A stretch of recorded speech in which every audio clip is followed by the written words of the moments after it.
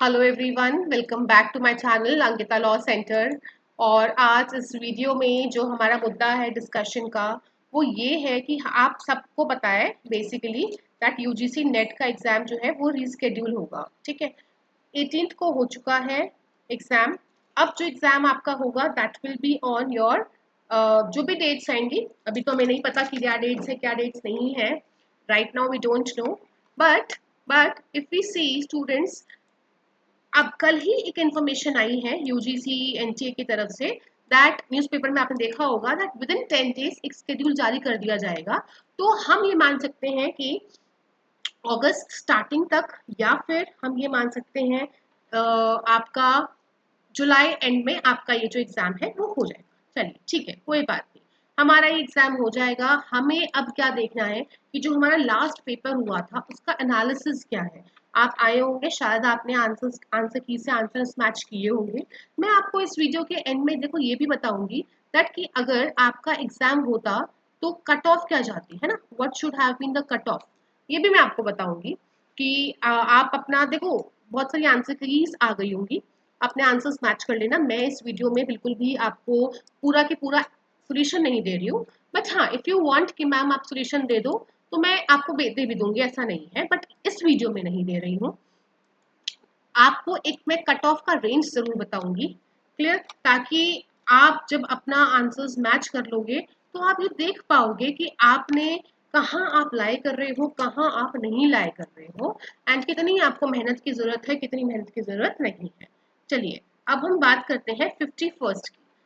51st question एक ऐसा question है जो कि आपका PYQ का था।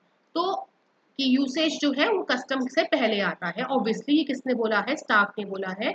और ये जो हमारा जो है कितनी बार आ चुका है, सो इट मीन्स कि हमें PYQs जो है करके जाने हैं। राइट, ये हो गया। अब आगे चलते हैं सेकेंड 52nd क्वेश्चन की तरफ। ये सिंपल एप्लीकेशन ऑफ कॉन्ट्रैक्ट्स है, इसमें कुछ इतना दिमाग लगाना था, बट कुछ ऐसा नहीं था कि आप नहीं कर सकते। राइट, 53rd भी जो आपका क्वेश्चन है that is simple section based. तो कॉन्ट्रैक्ट एक्ट देखो आपका एक ऐसा एक्ट है ऑब्वियसली जिसमें जिसको आप जब कोई भी एग्जाम अपेयर करते हो आप पढ़ते ही हो, तो ये पढ़ के जाओ ये एक्ट। देन 54, ये सारे आपके लैंडमार्क केसेस की लिस्ट है। देखो मैं एक आपका नेक्स्ट 2-3 वीडियोस जो कंडक्ट करूंगी उसमें मैं बताऊंगी कि पूरा 2 से 3 वीडियोस में डालूंगी वेयर जहां पर आपको लैंडमार्क केसेस सारे के सारे बता दिए जाएंगे। तो ये जैसे हैं देखो कितने सिंपल से हैं, 18 का शाह फैजल, तो सारे आप पढ़ के जाओ। मैं आपको 56 की बताऊंगी, जस्ट गो रीड दैट। ठीक, उसके बाद then UN charter. UN charter आप नेट के लिए अपेयर हो रहे हो और आप यूएन चार्टर नहीं पढ़ रहे हो, मेरे ख्याल से एक ऑफेंस से कम नहीं है। सो यूएन चार्टर के तो आपको बहुत सारे आर्टिकल्स ही पढ़ने हैं। In one of my videos I will be even covering UN charter के इम्पोर्टेंट आर्टिकल्स। मैं यूजीसी नेट को लेकर यूट्यूब पर उतना वो नहीं थी, एक्टिव नहीं थी, बट फ्रॉम टुडे ऑनवर्ड्स क्योंकि बहुत सारी क्वेरीज आ रही हैं इसके लिए विल बी एक्टिव। हम रोज कुछ ना कुछ आपकी हेल्प के लिए करेंगे। अब यहाँ पे देखो आर्टिकल 1 है, आर्टिकल 2 है, ये आपके बहुत ही ज़्यादा इंपॉर्टेंट है। ठीक है, तो मैं सारे बताऊंगी, ये एक बहुत ही सिंपल सा है। नेक्स्ट 54 चलते हैं। 54 में मैंने देखा था ट्रेंड में ये जनरली ये है कि इंटरनेशनली आपसे एक्ट्स के बारे में पूछते हैं, बट हेयर आपसे इंडियन एक्ट्स के बारे में डेट्स पूछी गई हैं, उसका सीक्वेंस पूछा गया है। सीक्वेंस ही जनरली पूछते हैं, स्पेसिफिकली नहीं पूछते ये लोग आपसे कि अच्छा डीवी एक्ट का ईयर बताओ, बहुत जनरल होता है, बहुत बहुत कम होता है ऐसा। वो सीक्वेंस पूछते हैं। अब सीक्वेंस में भी आपको ऑलमोस्ट सबके पता होने चाहिए। जैसे फॉर एग्जाम्पल जब मैंने क्वेश्चन देखा तो बस मुझे एक एक्ट का ईयर याद नहीं आ रहा था, आई थिंक पता नहीं इसका नहीं याद आ रहा था या किसका, तो आई कुडंट मार्क इट। ठीक है, मुझे इसका पता था 2005 है, इसका मुझे पता था कि ये 2000 कुछ 7 के आसपास है, 2016 या 6 कुछ ऐसे है, बट एक नहीं पता था। तो क्योंकि एक नहीं पता तो उसको आप कहाँ रखो, आगे रखो पीछे रखो, तो नहीं पता था, तो इट मीन्स इनमें आपको ऑलमोस्ट सबके पता होने चाहिए। इसकी भी आप एक लिस्ट बनाइए, मैं आपको यही बोलूंगी। बट लिस्ट आप कैसे बनाओगे, देखो ये डोमेस्टिक वायलेंस एक विमेन वाला एक्ट है, ठीक है, चाइल्ड एंड चाइल्ड का एक्ट है, तो ऐसे सेक्शन ऑफ द सोसाइटी से SC है, ST है, इनके ऊपर जो भी एक्ट्स है उनकी आप डेट लिखिए एंड देन आप जो है बनाइए। ठीक, आगे चलें। उसके बाद देखते हैं सिंपल आपका IPC का क्वेश्चन है कि जिसमें death is not one of the punishments ऐसे करके है, तो ये आपका एलिमिनेशन मेथड से जो है सॉल्व हो जाएगा। उसके बाद नेक्स्ट चलते हैं टॉट किट। ये भी आपका जो क्वेश्चन है, इट आई वुड से this question is your question जो कि आपका ये है दिस थिंग पास्ट ईयर। तो टॉट्स का क्वेश्चन हमेशा सिंपल रहता है, स्टूडेंट्स जो है मार्क कर पाते हैं, कोई दिक्कत नहीं रहता है। ठीक, उसके बाद चलते हैं 59 की तरफ। कंज्यूमर प्रोटेक्शन एक्ट का है, जो मैंने क्लासेस में अपनी कराया था कंज्यूमर प्रोटेक्शन एक्ट के बारे में, तो वो उस उधर से ही आया है। ठीक है, अब बात ये रहता है कितने कितने ईयर्स कब कब कब कब कैसे कैसे याद रखो, तो वो एक टेक्निक होती है। मैं कंज्यूमर प्रोटेक्शन एक्ट की भी वीडियो लाऊंगी जो शायद आपको एग्जाम में हेल्प करे। देन 60 चलते हैं। 60 मुझे कैसा एक्ट लगा, क्योंकि शायद स्टूडेंट्स जो हैं आईपीआर को इतना प्रेफरेंस नहीं देते हैं, इसलिए ये नहीं पढ़ के गए होंगे।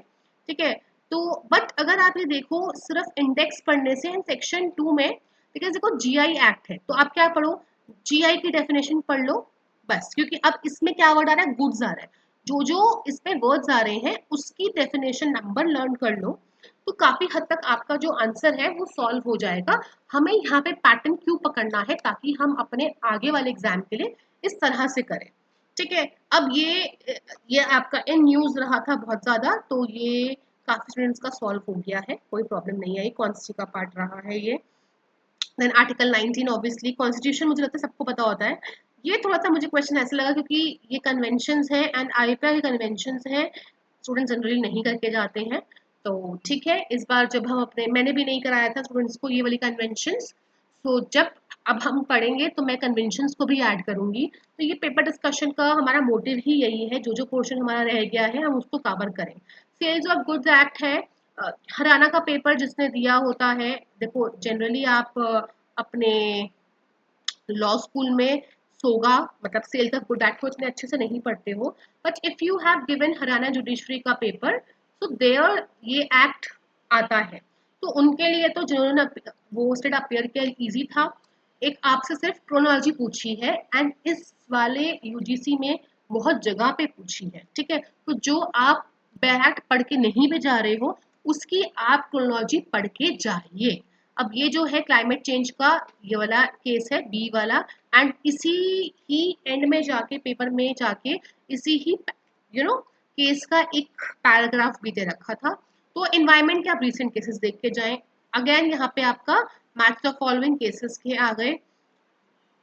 देन ये आपका succession act is simple, Hindu law सबने पढ़ा होता है, तो मुझे इसमें तो कोई इशू दिखता नहीं है। देन यूसीसी आपको सबको पता है कि किस में है, ये एलिमिनेशन से आराम से हो जाता।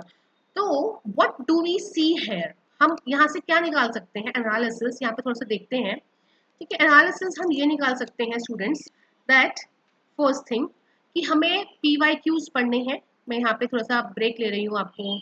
ठीक है, दूसरा पीवाईक्यूज पढ़ने के साथ साथ हर बेयर एक्ट की क्रोनोलॉजी पढ़नी है ना, क्रोनोलॉजी हमें हर बेयर एक्ट की जो है वो पढ़नी। फाइन, उसके बाद अगर हम चलते हैं, पीवाईक्यू पढ़ा, क्रोनोलॉजी पढ़ा, उसके बाद अगर हम देखते हैं देन देन हमें Indian and as well as बाहर के कन्वेंशंस जितने ज्यादा हो सके हमारे पास टाइम है उनके ईयर्स जो है लर्न करने हैं, हर हर के। ठीक है, देन और क्या हमें करना है, हमें लैंडमार्क केसेस क्वांटिटी के लैंडमार्क केसेस अगर आप 60 70 80 कर जाएं तो आपका जो है काम बन जाएगा। ठीक, तो ये मुझे लगता है अगर आप ये पोर्शन कर लें, साथ में आप यूएन चार्टर, ऑब्वियसली आईसीजे का भी चार्टर, यूएन चार्टर, तो ये सब अगर आप कर ले तो आपको काफी देखो हेल्प मिलेगी एंड आपका जो है 80% यहाँ से कवर हो जाएगा। फाइन, आगे चलते हैं। देन जूरिस की तरफ चलते हैं। जूरिस इस बार बहुत इजी था, डिफिकल्ट नहीं था। अच्छा, अब अगर मैं ये बात करूँ कि जो हमारा नेक्स्ट पेपर होगा वो कैसा होगा, वो इजी होगा डिफिकल्ट होगा, बस हम यहीं पे ब्रेक लेते हैं एंड थोड़ा सा देखते हैं चीजें। ठीक है, जो मुझे आपको बतानी थी, see let's do it here, कि अगर ये पेपर जो है सक्सेसफुल रहता, if this paper would have been successful, तो क्या कट ऑफ जाता। ठीक है, यूट्यूब पे काफी आपने वीडियोस देखी होंगी, मैंने अराउंड 80 से 100 स्टूडेंट से बात करी है, उनके मार्क्स देखे हैं, और उनका मैंने जो एक वो बनाया था वो इस तरह से बनाया था कि कौन सा बच्चा कितना पढ़ने वाला है, कितना नहीं पढ़ने वाला है। उस हिसाब से अगर हम देखें, क्योंकि पिछले साल की कट ऑफ 190, 195, 180 ऐसे रही है, 200 पे एक बार रही है, डस नॉट मीन कि इस बार भी 200 जाएगी। नो, पेपर जो है थोड़ा सा एक पेपर वन भी बहुत मैटर करता है। तो जिसने अच्छा प्रिपेयर करा है वो 28 बहुत अच्छा प्रिपेयर किया है, वो 28 से 32 की रेंज में ही मार्क्स ला पा रहे हैं। एंड मेजरली मैं देखती हूँ लॉ के स्टूडेंट्स जो भी होते हैं वो नहीं पेपर वन पे इतना ध्यान देते, बिल्कुल भी नहीं देते। एंड ऑन एवरेज 20 से 25 ही मैक्सिमम ला पाते हैं, राइट। 20 से 25 ला पाते हैं तो इंटू 2 कर लो, तो 50 marks they are gaining in your first paper. 50 marks they are gaining in your first paper. फिर अगर हम इसके आगे चलते हैं, राइट, इसके आगे चलते हैं, paper 2 was not simple at all. जब 200 कट ऑफ गई थी वो तब गई थी जब आपका पेपर पूरा की पूरा हिंदू लॉ, मुस्लिम लॉ, आईपीसी, टॉर्च से भर के आया था, राइट। जब इनसे भर के आया होगा तो ये सब्जेक्ट्स जो हैं बहुत सिंपल होते हैं एंड इजी होते हैं to fetch your marks. So इस बार ये नहीं था according to me. The paper का लेवल जो बोलेंगे नॉट डिफिकल्ट, क्योंकि जूरिस इजी थी, not difficult but not that easy also. So easily अगर मैं बोलूँ 60 से 70 जो है स्टूडेंट्स जो है स्कोर कर पाएंगे इजीली, वो जिन्होंने प्रिपेयर अच्छा किया है। तो इसको अगर हम 65 मान लेते हैं ऑन एवरेज, 65 इफ वी से, so it comes out to be 130 into 2, 130 and 50 is your 180. So 180 से कम ही जाती कट ऑफ, 170 से 180 के बीच में जाएगी। अब according to me the cutoff would have been 174 to 175, less than it also, but this is the maximum I am saying, ठीक है। तो अगर आप इतना स्कोर कर रहे थे लास्ट पेपर से, इतना स्कोर कर रहे थे, सो मुझे ऐसा लगता है कि आपका पेपर जो है क्लियर हो जाता। एंड अगर हम जेआरएफ की बात करते हैं यहाँ पर, so it would have been 200 around JRF में, बिकॉज कम स्टूडेंट्स चाहिए होते हैं। अच्छा, एक बात और होती है कि जब आप नेट के लिए अपेयर होते हो तो 6% लिए जाते हैं।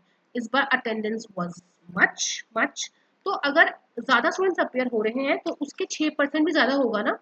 तो अगर हम उस क्राइटेरिया को भी ध्यान रखें तो cut off would have been 170 also.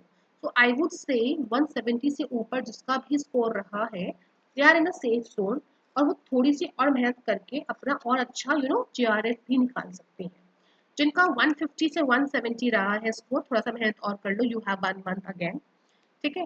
That's it, that's all about you this paper का एनालिसिस एक्सेट्रा। मैं आपको यहाँ पे आंसर की के बारे में कुछ नहीं बताऊंगी, ऑलरेडी यूट्यूब पे बहुत सारी हैं। जो अब हम नेक्स्ट वीडियोस लाएंगे, जो मेरी नेक्स्ट वीडियो होगी वो कंज्यूमर प्रोटेक्शन एक्ट के बारे में होगी, ठीक है। फिर हम इसको कंटिन्यू रखेंगे। That's it for today, thank you so much. अगर आपको ये वीडियो जो है हेल्पफुल लगी होगी तो प्लीज़ इसको शेयर सब्सक्राइब आप ज़रूर कीजिए। Thank you.